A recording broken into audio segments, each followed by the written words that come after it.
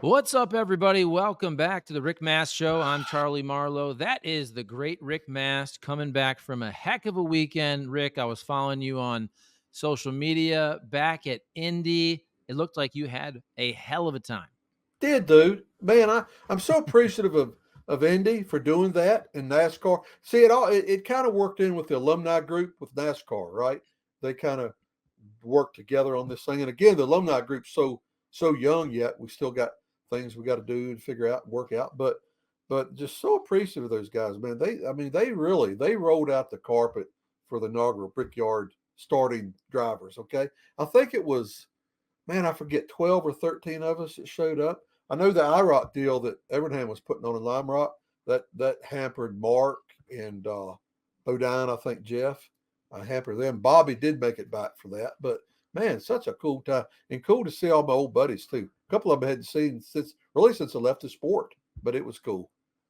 And you had told me before we started here, you had not been back to Indy since you last raced there. No, 90, I mean, '02 or whenever it was. I haven't been back, and I tell you what a difference, right? I guess when Roger took it over Penske, all the stuff that he did, I remember everything from before, and it was always a nice place, right? But you can see his stamp. You can see Roger Penske's stamp on Indianapolis Motor Speedway, guys. It's definitely there. And but the same feelings, Charlie. You come in through you come in through the tunnel. The way you enter that track's through the short chute between one and two. You come into that tunnel, multi-lane tunnel, and you come in. The first thing you see is Indy Museum, right? Then the racetrack, then you get in the garage area, you see Gasoline Alley, all that stuff. A lot of the original emotions from 30 years ago came right back to me. I'm like, hell, I was just here like 3 months ago, right? And it was a cool experience. It truly was. Okay, I want to hear all the stories about that, but let's put that on hold for just a second and talk about the race first. Just big picture. What'd you think of the race? Well, it was we were on pit road a lot of that race. We were with the 9 team for a while. Then we were in the suite that the racetrack had provided. And the number one thing that I liked when I first got there, I was talking to the captain.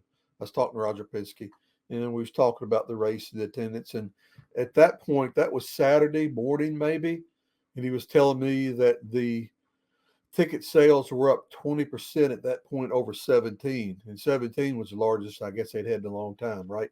And then or whatever, and you could tell it. I mean, if you look at the camera, yeah, it looks sparsely populated at points, but you got to understand that place is like Katie, my daughter. She couldn't get over how mammothly big this place is. I mean, it's just friggin' huge, man, and friggin' grandstands everywhere, right?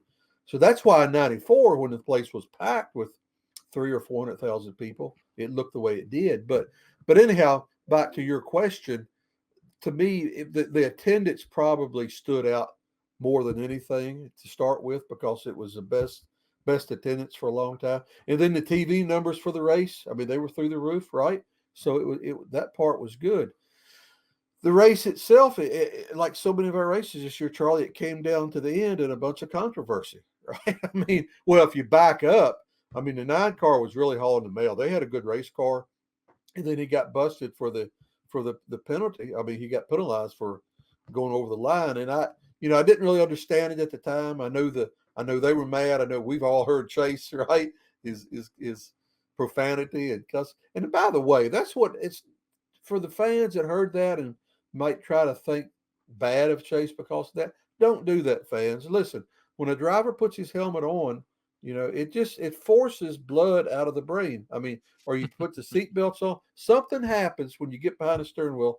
I mean, I've seen the most docile drivers, like the Harry Gants of the world, right? Never raise their voice. You never hear a cuss word out of them. You put him in that race car and put the helmet on him, and you think, my Lord, I've never seen anybody like this, right? Or heard stuff like this. But that's just what happens because you're in the moment.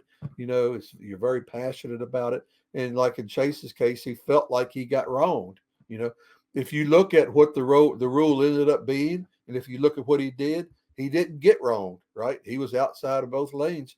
His deal was it wasn't clear, and I agree with that. It probably Mhm. wasn't clear. I think Larson said even NASCAR wasn't sure. Then they started putting out some text to them. Here's what we're going to do. Here's how we're going to do it. Maybe Saturday or whenever it was. But and I think Dale Jr. made the comment they busted the 9 and Keselowski the 6 car for that same infraction. But Jr. said there was some other cars that did this exact same thing, right? I know Larson said, well, they're the only two who got busted, so everybody must have known it. Well, according to Junior, not everybody must have known it because some of them went outside those lines, but they didn't get busted. And I'm gonna tell you, man, that I have to agree with him on this also. I'm just not sure that I'm not sure that penalty was right. I don't think that those two cars deserve the penalty they got for that infraction in that moment. If it's a little, if NASCAR's not sure on Saturday, then they come up with what we should do, and then somebody gets busted. If it was me, of course I'm not NASCAR, I'm not in their place, and I don't know how it all works. But I think what I would have done is issued a warning. All right, you do the generalized warning on all the radios, all the spotters can hear it from NASCAR. Say, all right, we've got a warning out for a couple guys going over the line. Nobody else goes outside of the second line, right? We're going to start penalizing. I just feel like the penalty was way too harsh for the crime committed, and really what it did, or at least what it did to the 9 car. I mean, basically it took him out of contention to win the race, right? And so I mean, I don't know. Yeah, the rule was there. He broke the rule. He got penalized. So that's black and white. You can't argue that point. It's the way it is. Yeah, speaking of profanity on the radio, you mentioned Chase, and then Ryan Blaney as well. He's calling Kyle Larson the golden boy. Yeah. And he was not happy with the fact. So at the end there, restart, basically Brad Keselowski runs out of fuel, so he goes off the track, and that gives Kyle Larson the advantage, although you would think in theory that Ryan Blaney should have the advantage.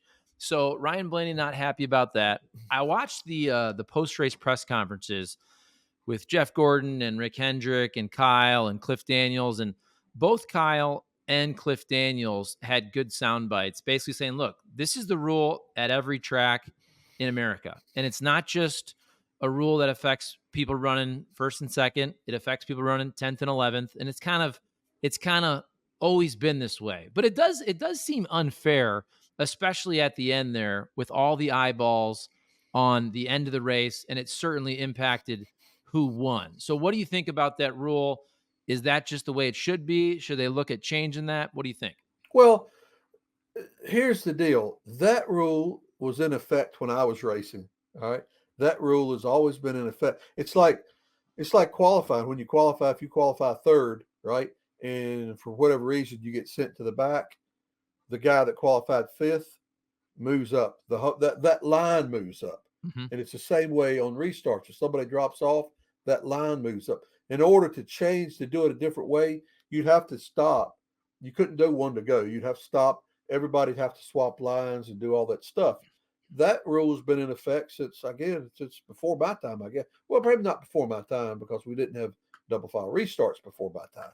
But it's always been, if the car falls out of line, that line just behind them just moves up. Now, I don't know. Here's the deal, Charlie. Let me ask you this. Would it have made any difference? Okay. If the 6 car had to run out of fuel or had to pull off for fuel and they take off, was the 6 car going to beat the 12 car? I don't see any difference between that and the 5 car. The only difference is when the 6 car dropped off, that put the 12 car that made Blaney the control car. So he's the one that gets to go first. Now, we've seen all these. Have you seen those graphs they've put out, man, about the data stuff where they all got on the gas? I looked at it. I looked at it for maybe 2 minutes and finally threw it down. I'm like, I don't have no idea what the hell I'm reading here.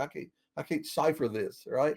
But in essence, it looked like both those guys took off at the exact same time, Larson and Blaney, within a 100th of a second or something. So that's not going to show up, and that's not going to show up from the tower as as Blaney or as Larson jump in the restart. You're just not going to see it like that because they're both taking off even. And that's what NASCAR likes to see anyhow. Even if the control car goes first, they still like to see both those front lead cars coming across start finish line side by side, even though the guy that's a control car should be in front. So so anyhow, back to this deal. Number two is Blaney was a control car, right? In order for him to have outrun the 5 car, he would have had to have a heck of a jump to get him clear by the end of the first turn because, whoever's on the inside going into 1, that's who's going to come out of 1 in the lead, right? So that takes me back to the point of Keselowski. If he hadn't fell out, he'd have got a proper restart. He could have kept his right front into Blaney's left side into the door of the quarter panel. More than likely, he's still going to come out of turn 1 with the lead. So I've never heard that talked about. I'm like, guys, nobody's picking up on this. It was really, in my view, it was Keselowski's race to lose at that point. And then when he fell out, then that started all this stuff. And I totally, 100% understand Blaney's frustration, right? I mean, I get it. But again, it goes back to putting the helmet on and going nuts. But, when you sit back and analyze it like we just did, it's like, well, really, Brian, you just lost, dude. I mean, it was racing. You know what I mean? Not really anything unfair thrown at you, dude. You had a shot. You had a shot to, take off and beat the 5 car on the restart. It didn't happen, right? So, it is what it is. So, Rick, we are at this 2-week Olympic break, which is kind of odd. It kind of feels like halftime of the season, even though we're well beyond halftime. But I think it's a good time to kind of just take stock of what's happened. So we're 22 races in. You have 4 more races until the playoffs. It's interesting too. I feel like this has happened the last couple of years. William Byron always seems to kind of dominate early, then he goes away for a while, and it feels like Kyle Larson's season, not just because he just won, but all the hoopla with attempting the double, and he's got 4 wins. Obviously, Denny Hamlin's really strong. Just give us your take on, we'll call it it's like baseball. The All-Star break doesn't happen at the half. It's always a little past, it's 90 games. So give us your take on the season here at the Olympic break. Well, you know what? The thing about our current playoff system is we kind of get caught up in, or during the year, we get caught up in who's running. It's like you said, Byron earlier, right? And everybody's like, man, he's going to win the championship. He's got this in the bag. And we were here. I read that a while from one of the journalists. He's got that in the bag. There's another dude, I forget which one it was doing real well. And Christopher Bell? Yeah, he was one of them. But there's somebody else. But anyhow, he's got it in the bag, right? And I'm like, guys, it comes down to one race in Phoenix and who happens to have the right spring and shock combination that day. But to get there, you got to get to the Final Four at Phoenix, right? That to me, the significance of all the stuff we can talk about is who are those Final Four going to be, right? Because to me, that's just to Rick Mast, all right? It's more intriguing to me, the 4 that get to Phoenix to have a shot than the one that actually wins it that day. Because one race, it's like playing, it's like the NBA playoffs. We'll play 7 games, World Series, 7 games, right? It's not a one race or one game deal because anything can go on. Anybody can beat anybody on one day in any professional sport. We all know that. It's true with NASCAR. But to be one of those 4 that are contended for the championship at Phoenix, that's to me is the intriguing part. That's the part that I think should be talked about and focused on. Well, this team to get to the Final Four, is this team capable of doing that? And instead of that, we're like, who's going to win the championship? Hell, I don't know who's going to win the championship, but I could give you a better idea who the top 4 are going to be. And you just mentioned them, right? Larson and Hamlin, and gosh, I don't know who the other 2 might be. If somebody gets on a roll, I always go back to the year Tony Stewart won the championship. Tony running like crap, not doing well.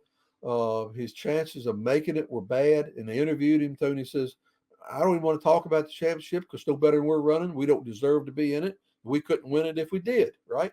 3 months later, he's our friggin' champion. Yeah. They found a little combination on their car with a shock or spring or whatever setup they were doing.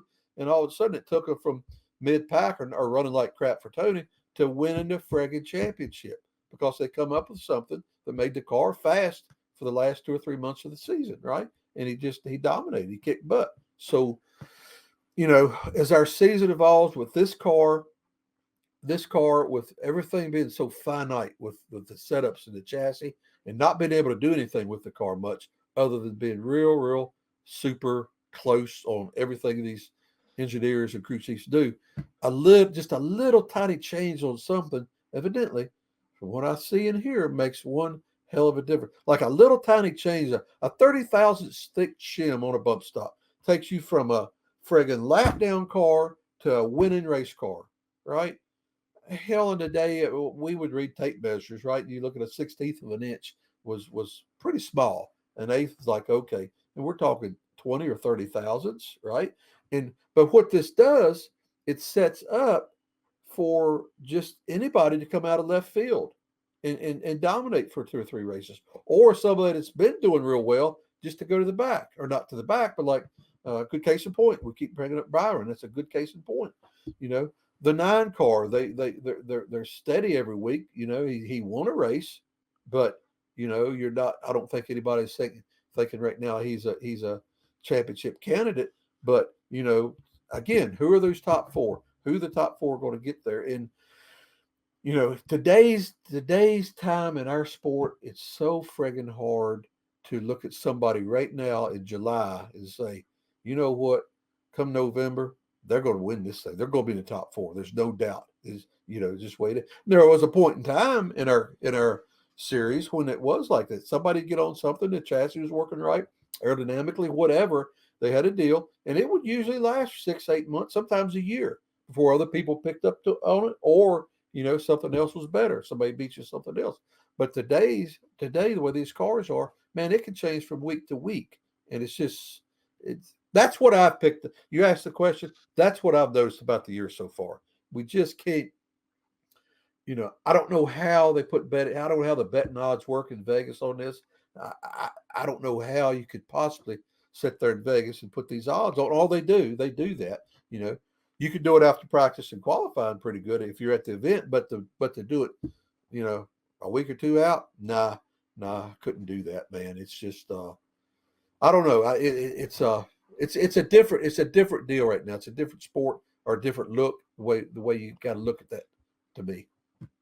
Yeah, just as you said that, I'm trying to Google the NASCAR championship odds, and it just came up Okay, here. all right. Let's see if we can get it up to date. Okay. And while I'm trying to find it here, I bet you I Denny would Hamlin's say one of them. yes. Let's see. Yeah. Vegas Insider.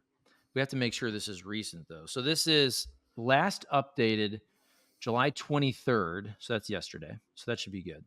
So let's see here. Okay, here we go. 2024 NASCAR Cup Series Championship betting odds. And I'll hold it. I'll read it off for folks here. Okay. But there it is. So basically, Denny Hamlin, Kyle Larson, and Christopher Bell are all essentially the favorite. They're all tied at plus 450. So if you bet $100, you win $450. Then you have William Byron plus 600, Ryan Blaney plus 800, Chase Elliott plus 1,000. So right now there's 3 favorites: Hamlin, Larson, and Christopher Bell. I'm trying to think of a good long shot here. Brad Keselowski. Brad Keselowski's plus 2,000. My money, I would put money on that one. I would have. Oh man, 2,000, dude. That's mean you go together on this, Charlie. I could make some money on that one. That would be out of all of them. That's the bet that makes you the most money right there. Because I'm telling you something now, those guys are on to something. That 6 car and 17, those guys are running. I mean, they're running good. They're doing it at different racetracks too. And that progression, if you look at the RFK, that progression has been, how's poor Matt? Just like this, man. Slowly going up and up and up. And they're not really hitting any dips. I mean, they each week, man, they're just a little bit better and a little bit better, right? Uh, you know, that would be the one for me. I mean, obviously Denny and Bell. I tell you another. Where is Kurt Busch? I mean, Kyle Busch. Is he even in there at all? So his odds would be Kyle Busch plus 8,000. Yeah, I mean that. You could take $100 and put on that one, right? Because you just we know Kyle Busch's abilities. We all know Richard Childress's desire and his want to do well.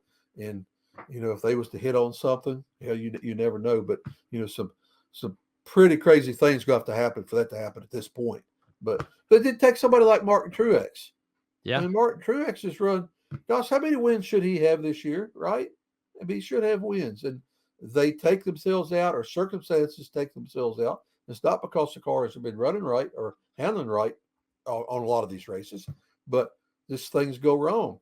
If the race had God smile on him for a couple of weeks, Martin Truex is going to be in the top 5 in that deal on the bets, right? It's the way our sport works right now. It's just crazy right now, man. You cannot feel comfortable picking anybody, or at least I can't.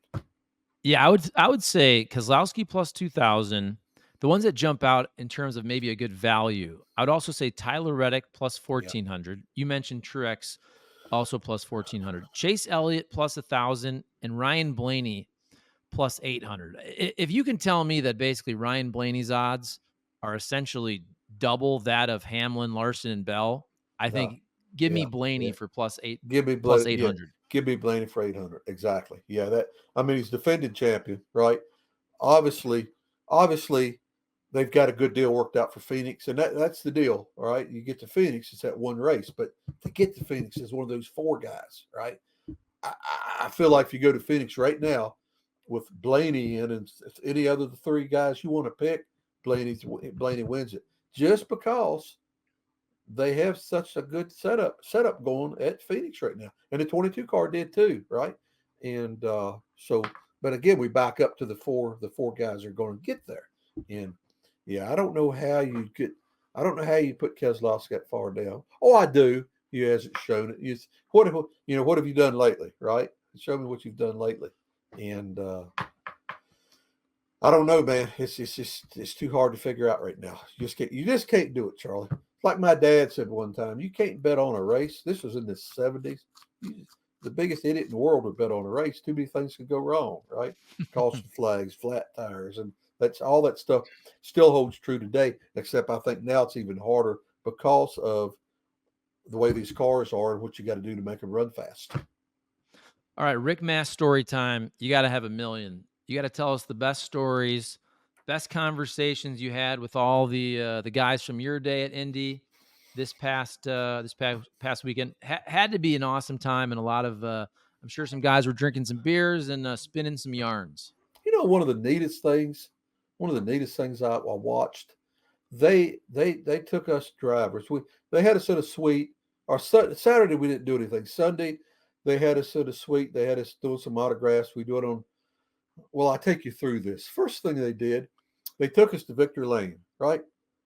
The Victor Lane podium, this thing that raises up and down, where the guys drink all the milk, right? I thought I saw milk stains, but anyhow, they had all of us drivers standing there and they took pictures and did some stuff.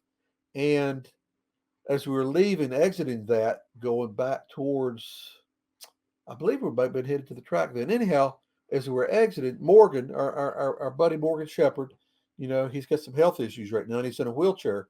And he, he could get up out of the wheelchair, but you could tell, it's really stressing him to do that, right?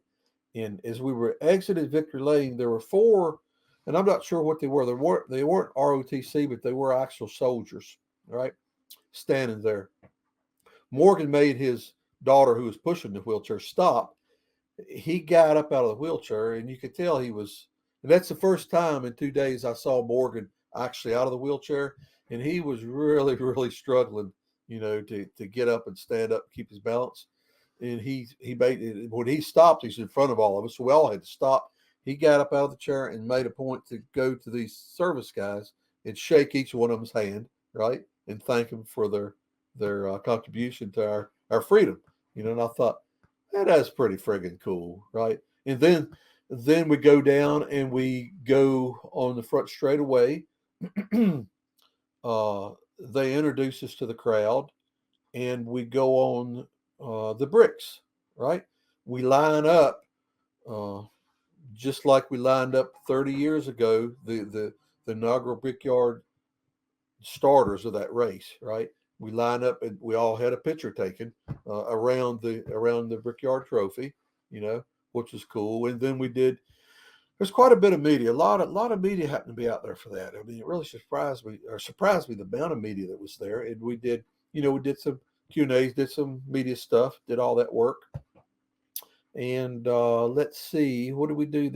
They took us somewhere to a fan experience deal. We lined up and we all did a bunch of autographs, right, for the folks.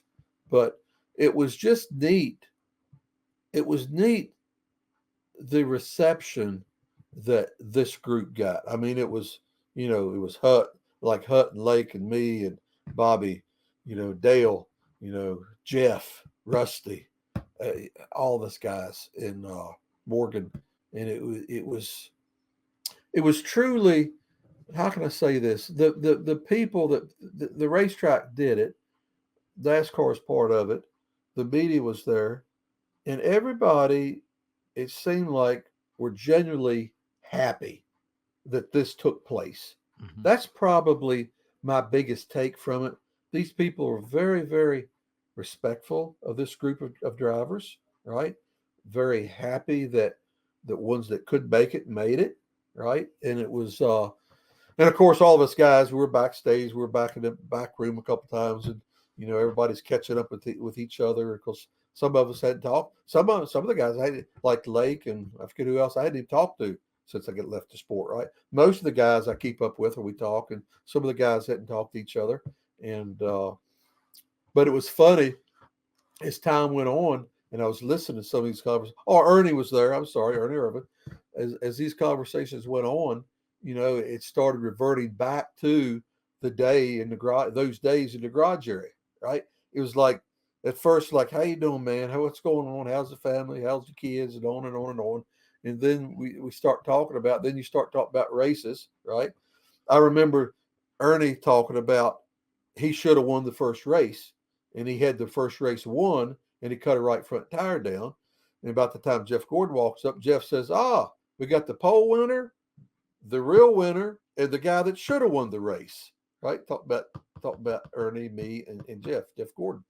And Ernie relayed that, yeah, fender brace had came loose and cut the tire, and that's what happened to his tire. And I said, well, Ernie, it's still your fault. Hell is that my fault? I said, well, you probably knocked something down. You always hitting crap. You wrecked your car. You did something. You bent your fender. That's what broke the damn brake. Oh, go to hell, man. You ain't no different than you ever was. Blah, blah, blah. So, and it was funny listening to the guys, right? Get back. It was like, it was still 30 years ago. The same friggin' conversations, you know. It's like it's like you were back in the moment with these guys. And but I do know the guys that were there were so appreciative, right? And again, it was like their mindset was like it was in 1994, just very humbled to be there, right? Because that's the way the mindset was in '94, man. And you've read this, you've heard me talk about it. Everybody was on their best behavior up there. We're all just so friggin' humble. Ricky Rudd, he was there. Ricky was talking about when we went up there in '94 that some of the IndyCar guys didn't really want us there, and the reason being that was their place, and he understood it. But Ricky's take was it all worked out positive, not really any negatives. But Ricky's deal was it gave him a taste of what it would be like to be in the Indy 500 with all the color, right? The pageantry and all the people, right? That's what Ricky came back with. And all the guys kind of had that same kind of mindset, man, just humbled to be back here 30 years later and remembering that we were all very humbled to be there in 1994. It was just I don't know. Again, it was just kind of magical, like the first race, just magical, Charlie. So, Rick, talking about it being magical, it's such an iconic race. Obviously, the inaugural one, you guys are all celebrating that, but also just the Brickyard 400, I think everybody would agree, it's different than the road course. Don't they have to be on the oval? I understand it's hard to pass, but after that race, I'm looking in NASCAR is they're advertising that Kyle Larson has all the crown jewels except for the Daytona 500. It says, Coke 600, Southern 500, and it says Brickyard 400. And I'm thinking, if this is one of your crown jewels, well, then you always have to race it on the oval, don't you? You know what I learned, Charlie, being up there? Not one single person that I talked to liked the idea of running the road course. Every single person that I encountered were tickled to death that we were back on the oval. All right. And I'm not talking about fans, just fans. I'm talking about competitors. I'm talking about officials. All right. I'm talking about personnel that kind of, make some of these decisions of what we do. Everybody was tickled, thrilled to death that we're back. And I get why they did it. The attendance going down. Let's try a road course, see what happens. But you know what I feel bad for? I feel bad a little bit, just a little bit, not much, just a little bit for the guys that won those road course races. It's like, yeah, I won the Brickyard. Yeah, you did, dude. Yeah, you did. But, right? But it was a road course. And that doesn't take away anything from the guys.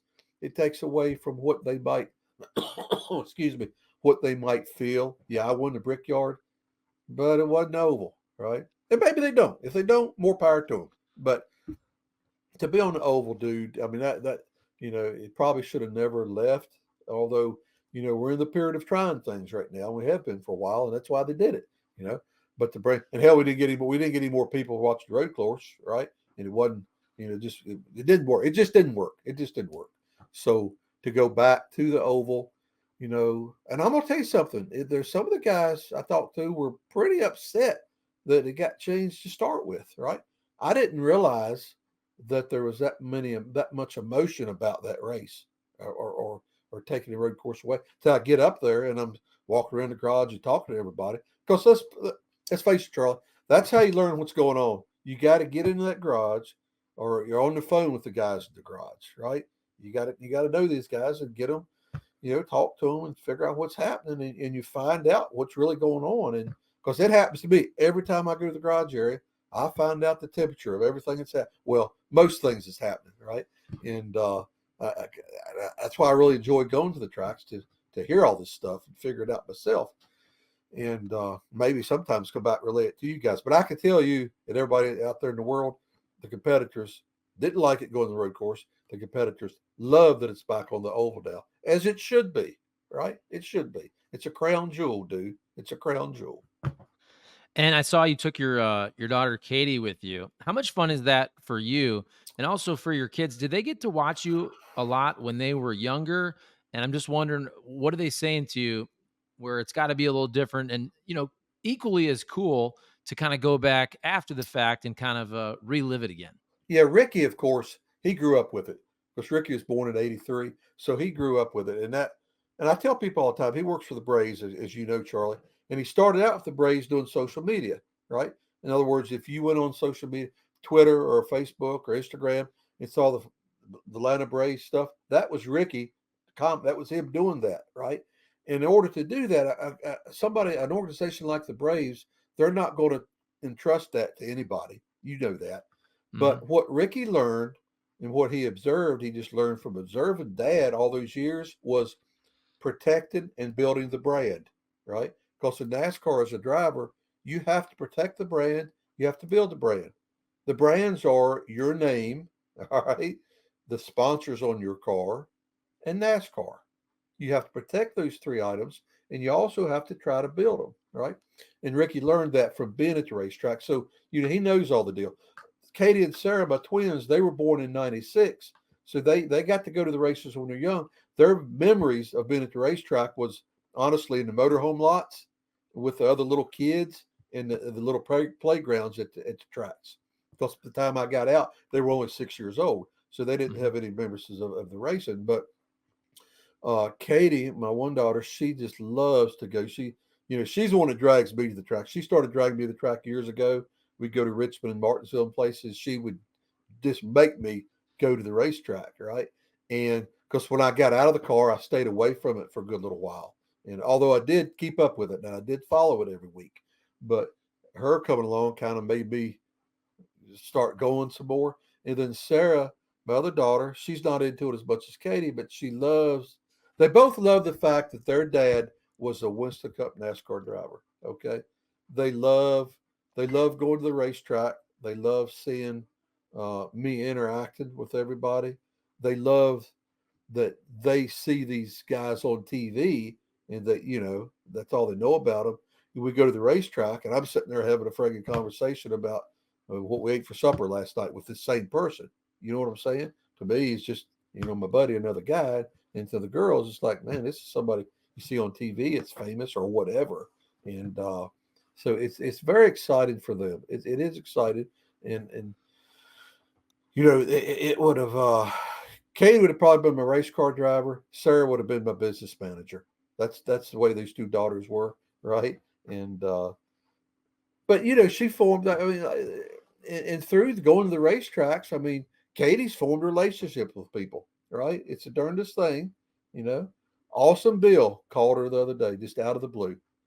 I had talked to Bill that morning, actually, talked about some stuff, and just out of the blue, after we hung up, he said he's gonna call Katie, right? So he called Katie, and basically what he told her was, I just got done talking to that goofball daddy of yours this morning, and I think I'm gonna need some psychological therapy just after talking to your dad this morning. So, those types of things, it's cool for my kids, right? Very cool. So tell us. I know obviously this is a privileged information, but your conversation with Bill Elliott. What did you guys talk about that you can share? Oh, man. We talked about actually he had just landed. I forget where he was. I think he was Colorado. He can't be going skiing. We talk about life, general life stuff. We don't really talk, about racing much. We talk about Chase a little bit and his struggles and his good things, his bad things, right? And we talked about Ernie, his brother a lot, and talked about it home at Dawsonville, and I talked about the kids, and he's talked about the kids, and just life in general, not really anything in depth, that or at least anything in depth I could share about racing. Let's put it that way. And but it was funny. Uh, I had told him that Indy was trying to get him to come up, and Harry Gann also. And I told that Zach Howell, the guy at Indy that was putting all this thing together for the racetrack. I told him, I said, listen, guys, if you could get Bill Elliott and or Harry Gann to come to Indy for this deal we're doing for all of us, you will have pulled off the most miraculous thing that ever happened in NASCAR. Because I'm telling you, you're not going to get those two guys. Those guys don't leave their homes to go do that stuff, right? I mean, Bill will run around doing his motorcycles and doing a bunch of stuff and go skiing. Harry stays there, messing with his cows. And those guys, and it's funny how those guys have gotten because it's so much, Charlie. We talk about getting burnt out. You spend all your life in this sport. You come into it like those guys and myself. You come into it just dirt ass poor broke, right? And doing everything you can to try to make it. And you start having some luck and having some achievements. And then first thing you know, you're a mainstay, right? And so as a mainstay, you're there doing all the stuff that you've got to do. Like I told you a while ago, building a brand and everything that encompasses, all the politics, everything that goes on with being a part of this sport, the ups and the downs. And then a lot of the guys, when they retire or when they're done, man, they are just flat burnt out, right? They just want to do anything. They want to stay home because 20 or 30 years, 724, their life was on call. They felt like, and you really were, you were on call 24/7. You're a phone call away, beckoning of a sponsor or a NASCAR or a team, some need something you had to go do. And when you leave, when you get out, that thing is cut off and you're like, and as time goes on, you don't want to do it. You don't want to go anywhere. Everybody wants to travel around the world. You feel like as a driver, man, I've been all over the world. I don't want to do that anymore. I want to learn how to stay home and just do what I want to do. And Harry and Bill definitely fall into that. Those two guys, great, great, great, great human beings. Just super human beings. If everybody knew them the way I knew them, we just loved them to death. You everything you know about 'em. The fans' perception of those guys are it is real. They are who they are, and just great people. But what was your question? No, that was perfect. You're telling Okay. us, that's heartwarming family and friend stuff. So let's Yeah. unfortunately now let's go on the opposite end to Okay. what's pissing off Rick Mast lately. Anything? Yeah, I got a couple things, Charlie, and I don't know which one to get on. And both of them we've harped on many times. I got a couple things. Number one, you know, why, where, what is the place for negative journalism in our sport? What is that place? Can you tell me what is the place in our sport for negative journalism? We've documented this before. We've talked about it before, Charlie. You got guys that have to make stories, right? Because you got everybody doing the same story, and you can make up a story negative or positive. Man, you go to Indy, you see everything that goes on, the best attendance since 17, the best TV ratings we've had in a long time. And what are some of these little goofballs? What is their story? What is their story? Race was born, controversial NASCAR, bad decisions, no people in the stand. Look how empty the grandstands were, right? Instead of talking about, yeah, they were low, but look, man, the highest ratings, everything we've had for years, right? And look at all look at everything that went on at the end, right? Look at everything that happened. But these guys continually, and here's the thing. I just don't think they're real bright because they make their living writing about our sport, right? So why are they determined to write themselves out of a job if they're so determined that our sport is not any good? What are you doing? Promote the sport, you dumbass. Promote it. Don't do this crap every friggin' week. And then the other thing that gets me, I drove back. We actually dropped Katie off the airport about 7 o'clock Sunday night, Indianapolis, Indiana. We drove back home, or I drove back home. We got home 3 or 4 o'clock in the morning. When before COVID hit, Charlie, and I live on Interstate One, which is a very, very heavily trafficked interstate, man, with trucks, and it's hilly and turns, and if a bird pees on the Interstate 81, the traffic backup's 2 miles. It's the way it works. In so many places in our country like that. I know that. But before the COVID hit, you do your thing. When COVID hit, and I traveled 81 a lot in those days, man, it was like back in the 70s. There was no traffic, no traffic. And when COVID was over, then we're back now to where we were, except everybody wants to drive in the friggin' left lane. Why, when everybody came back from COVID, they decided we're going to drive in the left lane? So, if you're in the right lane and if somebody's in the right lane and you're faster, you go pull out and you go by them, you pass them, you go back in front of them, right? No big deal. But now to pass that car, he's in the left lane, you're running faster. You got to go by him on the right side, right? Well, the people will look over at you like you're committing a sin by passing them on the right side. Well, get your ass over on the right side where you should be, and you won't be mad at me for passing you on the left side. I don't understand it, but it pisses me off. And we're probably going to hear more about this as this show goes on. And because if it catches me in the right mood, I'll be pissed off and we'll be talking about it again, Charlie. But had you ever heard anybody say that this happened after COVID? Have you heard that? That's interesting.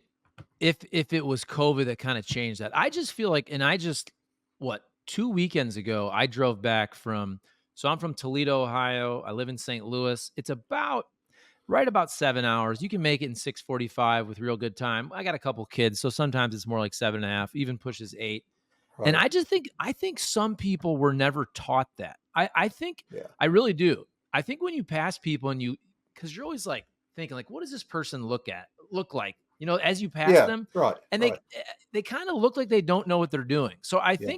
I don't think they're doing it on purpose. I think nobody really ever told them that, hey, you're supposed to drive in the right lane and pass in the left lane, and don't stay in the left lane, especially if you're going the speed limit or 5 to 10 miles below. I just think they were never taught properly. You're probably right. That's probably right. But another thing, people in the left lane, they seem just very comfortable.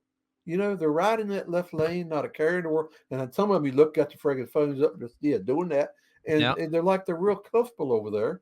But if you pass them on the right side, it's like you're committing a sin. I'm like, no, I'm not committing a sin. You're in there, but you know what, in Virginia, I've seen it 3 times so far. You know how they got the message boards on Yeah. all the interstates? Well, I've seen it 3 times. They put the message out 3 different times. I've saw on all the message boards on all the interstates in Virginia. Left lane is for passing only. Left lane is for passing only. Hell, don't make any difference. But what I want to hear what people, if people are watching this, please comment on this. Comment on this. And so I'm going to read every single one of y'all's comments. Maybe make me understand why I've got to pass you on the right, and you're going to get mad at me for passing you on the right when you should be on the right to start with. Please let me know what's going on. I can't be the only one that's feeling this because it impedes traffic, dude. For Right? sure. It impedes because you get out there comfortable on a 65 mile an hour speed limit or 70 mile an hour speed limit on 81, and you get out there running 65 miles an hour to the left lane. Well, add a truck or two to that, you got a 2 mile backup, dude. And Rick Mast is pissed off. Let's end on this. Before we started, I told you. So right before we recorded this podcast, I had my first ever professional golf lesson. Now I'm 42. I've golfed. And I didn't come from a golfing family. Like my dad didn't golf, but I started golfing in about seventh or eighth grade. I'm not very good. My wife is actually from a golfing family. She's very good. She played college golf actually in North Sweet, Carolina at Elon. So sweet. she's way better than I am. I just want to be okay. I just want to be not bad, basically. What really surprised me, so this was one of those lessons where they have that TrackMan, where they have like the data, the cameras and stuff. And I'm pretty tall. I'm 6'4". I could not believe how hunched over I was golfing. And I'm telling my wife, I'm thinking like, why didn't you tell me this? Right? Like when I looked at it, he shows me the data, he shows me the pictures. He's like, I mean, I look like I'm the hunchback of Notre Dame, right? And so the main thing is like just stand up taller. So I don't know. Are you much of a golfer? Do you golf now? Did you used to? Yeah, let me tell you, Charlie, I never golfed in my life, right? When the infamous, or for me, Rick Mast infamous 1989 Daytona 500, where we led the race, did all that, right? So all of a sudden, they decided they got to start propping Rick Mast up. So the first thing that happens, they send me to a golf tournament in Myrtle Beach, right? And this is had to be early March, right? It's not long after the 500. So I don't know what kind of tournament, some kind of charity tournament. Well, I've never played golf in my life. Rick, you got to go down and play golf tournament. You play golf? No. Well, you got to play in it. Okay. Rick will do it. All right. So hop on a plane, fly to Myrtle Beach. I get there. When I finally get to the golf course, I'm late. The tournament's started. I go up, and I'm just walking around aimlessly. I don't know what the hell to do or what to do. I've never been at one, never saw one, never participated in one. I don't know what I'm doing. Finally, I see somebody say, "Hey, man, I'm supposed to play golf." Oh, I'm supposed to play golf. What team you with? I said, I don't have any idea. They said, were you signed up with a team? I said, I don't know, man. I don't know. Anyhow, I told him my deal, right? I'm a race car driver. I'm supposed to be playing somewhere. So somebody comes out, they grab me. All right, Ricker, here's your cart. Where's your club? We'll take you to the team, where your team you're supposed to be playing with. Where's your clubs? I said, dude, I don't have any clubs. You don't have any clubs? No. To get lost to play? No, I don't own any. You don't own any clubs? No. Hmm. Well, what are we going to do? I said, do y'all have clubs? Do y'all rent clubs? Yeah, we got clubs we can rent you. All right, give me a set, right? They bring them to me, and I pull it out the bag, and I'm sitting there. I'm like, guys, I've never had a golf club in my hand before. And this guy, I don't know if he was the pro or but who he was, but anyhow, he said, well, here's what you got to do, Rick. Let's see you swing. I started to swing, and I'm like, he said, no, you're doing it left-handed. You need to do it right-handed. I said, what? These are right-handed clubs. I said, oh, okay. So I go to swing right-handed. I'm like, I can't do this. They said, are you left-handed? I said, yeah, I'm left-handed. Well, you need left-handed clubs. I said, okay, get me some clubs. We don't have any left-handed Oh clubs. no. Yeah, yeah. I'm like, okay. So anyhow, they drive me, and we the furthest hole away from the little club we were at, I guess. We drive forever to get back, and I get with the foursome or whoever it is I'm supposed to be playing with, right? and we play the day. But dude, here's the deal. I'm taking it's so bad. I'm using these right-handed clubs, turning them around the other direction, and Mm. hitting them left-handed. Ah, That's what I do that first day, the first time I ever played golf in my life, because I just couldn't even swing it right-handed. It just wouldn't work. So from that point forward, I went and got me a set of clubs, and I started practicing. And then what really got me into it is when I signed with Skoll. If you drove for Skoll, dude, you had to play golf. And I tell you why. Lou Bannell was our CEO, and Lou Bannell was as fanatical about golf as you are, or more than you are with St. Louis with the Cardinals, right? And and if you went anywhere, which Skoll would take us on a deal twice a year for a week of decadence, we've talked about this on the show, and that's what you did every day. You woke up 6 o'clock in the morning. Me, Harry Gant, AJ Foyt, Steak Perdome, and Mr. Bannell, and Johnny Hayes, and two or three of the other executives. We'd be on a golf course by 7, right? Playing around the golf. That's what you did. And it's the funniest thing. Harry's about, I mean, AJ's about like me, not real good. AJ had a dial-a club. You ever heard of a dial-a club, Charlie? Yeah, it's a deal. He had it, and you dial that thing, and it would change the blade. It would change the okay. angle of the blade on the shaft, right? Yeah. And that's what he had. And but no, Harry can knock the crap out of the ball. Harry was an excellent golfer. Snake was probably the worst, right? He couldn't do well at all.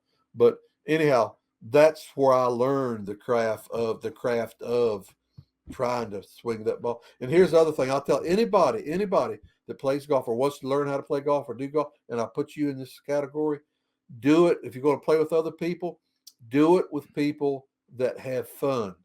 Do Yes. not play with a golfer that his main concern is what his score is, Yep. because it'd be the most miserable experience for you. It's just miserable. You do it with guys that have fun. And when you get with that group, because I played enough of those charity things to figure all this out. I want to be with a group of people that are going to have fun. If they're drinking beer or whatever they got to do to have fun, that's what got to do. And then that led into, Charlie, which we'll talk about this one time, the Rick Mast Golf Classic, all right, that we did for 10 years. That, and I'm going to tell you how this deal, I actually bet, I talked to the girl yesterday where all the money went. There's over $5 million worth of services that we raised for that deal in a 10-year period. We'll go Wow. into that. We'll go into that one segment, talk about that deal. But that was pretty incredible what that deal did for 10 years. But anyhow, that's my golf story deal. That's my or dude. And but I haven't had a golf club, man. I haven't had one up in 2 years. I'm too busy with the Kenny Wallace show, with the NASCAR alumni, with running my business, keeping my family happy. Just haven't had time. Another thing about golfing with me, whenever I'd go practice or whatever, I felt guilty. I felt guilty that man, I'm out here wasting 2 or 3 hours with this friggin' golf club, and I could be doing something, productive. But that's just Rick Mast mindset, right? So anyhow, that's my deal. That's my golf story, Charlie. No, I hear you. I actually, weirdly, I'd rather go hit balls for 45 minutes. And my wife and I we'll go play and have dinner. We'll play 9 holes, quick 2 hours, hour 45, then we'll have dinner, kind of like a date. That's fun. But I got 2 kids. If you're playing a 4-hour round, then you have a couple drinks. I mean, next thing you know, it's 6 hours. I mean, that's your whole day right there. So I'm Hey, let me I'm tell with you you on real. that. Let me tell you real quick golf story, dude. We were in Myrtle Beach one year, me and Ricky, my son, and buddies of ours or friends of ours, and we're playing on. I think it was called Wicked Sticks. It was a John Daly course. We're on the eighth fairway, getting ready to hit. I think it's a par 4, and we're getting ready to hit into the green. So it'd have been our second shot or third shot, or fourth or fifth or sixth, depending on right. And it's a long fairway, straight. You look to the right and there's the green. You look to the left and there, way back there, is the box, tee box. Well, you know how they got these airplanes at the beaches and they carry these banners right Mhm. behind you, Yeah. slow moving. Somebody says something, and I look to the left, and up there near the tee box, it seems like there's a real low flying airplane, and it's one of those dudes that pulls these flags, and he's coming towards us down the fairway. And I look to the right, and I'm thinking, where the hell is he going to land? Because over to the right of us is like a development. I'm like, well, I guess there's a little landing strip there somewhere. That's where he's going to land, right? And one of my buddies, McClung, he looks at it and says, well, I don't know what in the hell he thinks they're going to do flying that thing around us. We try to play golf. I ain't going to pay no attention what crab legs they got for sale at what restaurant by looking at the sign, right? Yeah. Ricky, and another guy with us, Steve, he had said something, the same remarks. Ricky, my son's the only one that realized this guy's crashing.